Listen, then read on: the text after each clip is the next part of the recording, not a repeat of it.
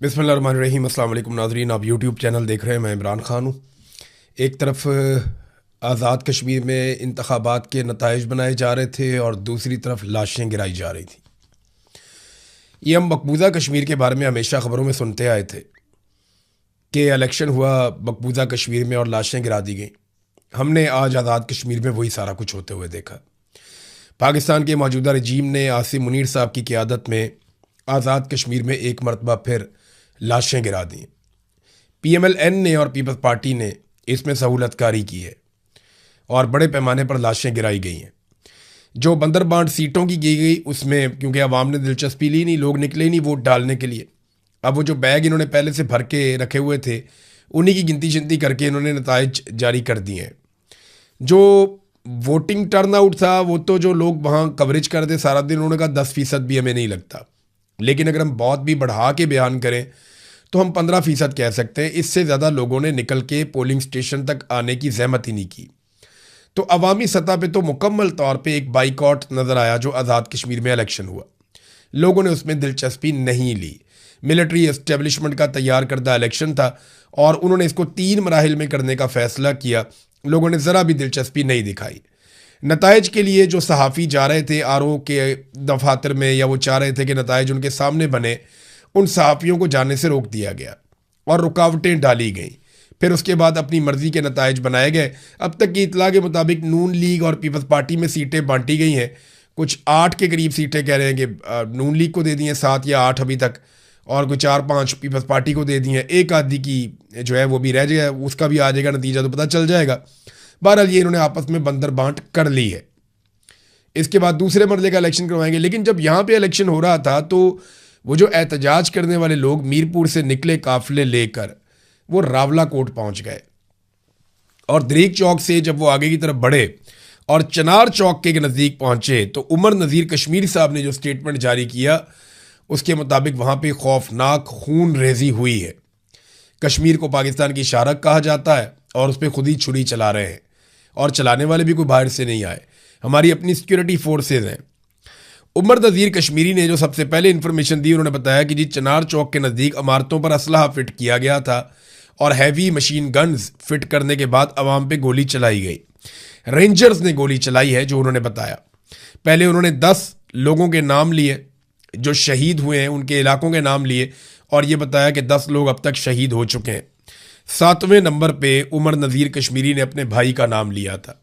फिर कुछ देर के बाद इतला आती है, एक और साहब बताते हैं कि जो शहादतें हैं उनकी तादाद 14 हो गई है। और अब जब मैं ये वीलॉग रिकॉर्ड कर रहा हूँ तो अभी जो ताज़ा तरीन इतला आई है उसके मुताबिक अब तक 20 कश्मीरी शहीद हो गए हैं इस पूरे इंसिडेंट में। कौन कौन है?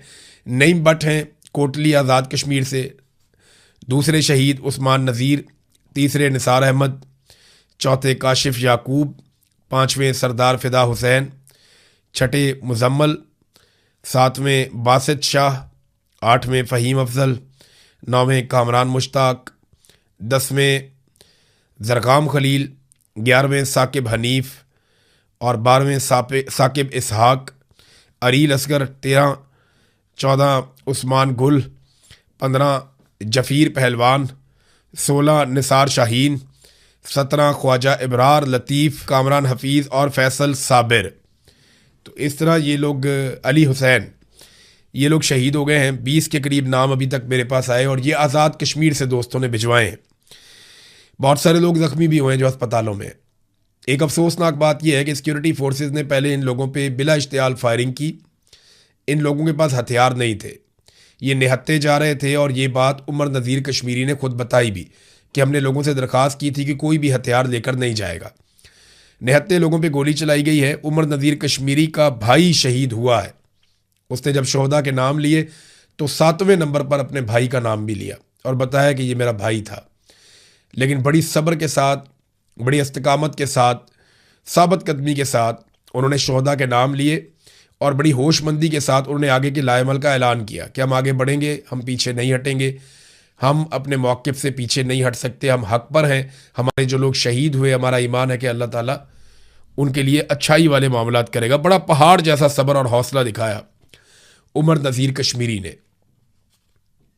जब ऐसे लोग होते हैं ना फिर लोग पीछे नहीं हटते।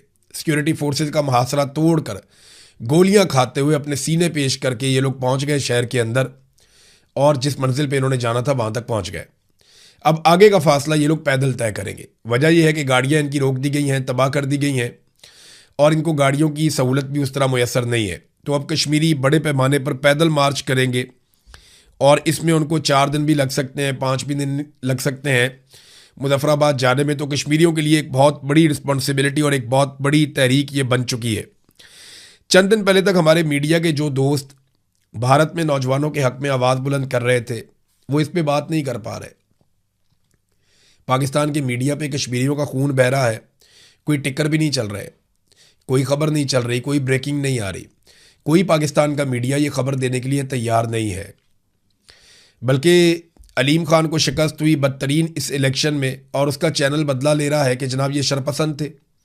जत्थे कहकर मुखातिब किया जा रहा है, मुसल्ला जत्थे कहा जा रहा है, शरपसंद कहा जा रहा है कि इन्होंने 2 पुलिस वालों को ज़ख्मी कर दिया। ये 20 लाशें नज़र नहीं आती, बहुत सारे ज़ख्मी दर्जनों अस्पतालों में पड़े हुए हैं, वो नज़र नहीं आते। अवाम के ऊपर सीधी गोली चलाई गई है। ऐसा लगता है कि एस्टेब्लिशमेंट लोगों के इलेक्शन के बाइकआउट का बदला ले रही थी कि मारो इनको गोलियां, ये हमारे हुक्म की खिलाफ वर्जी करते हैं। नाजरीन, जिन लोगों से मेरी बात हुई आज़ाद कश्मीर में, वो ब्रिगेडियर फाइक को और आईजी लियाकत को जिम्मेदार करार दे रहे हैं कि ये 2 लोग बेसिकली रिस्पॉन्सिबल हैं जो भी कत्लेआम आज़ाद कश्मीर में अब तक हुआ है। 50 के करीब लोग पहले शहीद हो गए थे, 20 लोग अब शहीद हो गए, लगभग 70 के करीब लाशें और बहुत बड़े पैमाने पे ज़ख्मी है, बहुत बड़ी तादाद में ज़ख्मी है। रावला कोट को लहू लहान कर दिया। पूरे पाकिस्तान को इसके ऊपर आवाज़ उठानी चाहिए। मुझे अच्छी तरह याद है, आज से चंद दिन पहले मेरी ज्वाइंट अवामी एक्शन कमेटी के लोगों से बात हो रही थी,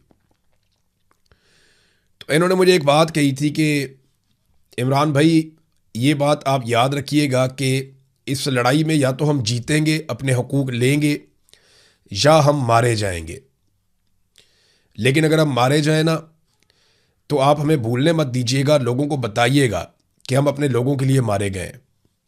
हमें पता है कि हम इसमें शहीद कर दिए जाएंगे, हम इस बात को जानते हैं। हमने अपने हाथों से लाशें उठाई हैं, आइंदा हो सकता है कि हमारी लाशों को हमारे लोग उठाकर ले जाएं। हम या तो कामयाब होंगे या शहीद कर दिए जाएंगे, हमारे पास और कोई रास्ता नहीं बचा। लेकिन वादा करें आप हमें भूलेंगे नहीं, हम अपने लोगों के लिए जाने दे देंगे, हमारे बाद आने वाले हमारी तहरीक को जिंदा रखेंगे। लेकिन कश्मीरी एक दिन अपना हक ले लेंगे, हम पीछे नहीं हटेंगे। ये बातें इन्होंने मेरे से की थी। मैं उस वक्त सोच रहा था कि ये इस नहज पे मामला पहुंचा क्यों। वो इसलिए कि जिद है, हठधर्मी है एक आदमी की कि पाकिस्तान में मेरा सिक्का चलेगा, मैं निज़ाम को चलाऊंगा। एक इदारा ये सोचता है कि वो पूरे मुल्क को कंट्रोल करेगा, तो फिर मुल्क का यही हाल होगा जहाँ जमहूरियत नहीं है, इंसानियत नहीं है। और आप इल्ज़ाम लगा देते हैं कि ये जनाब दुश्मन के आला कार है। कभी कहते हैं राह के एजेंट हैं।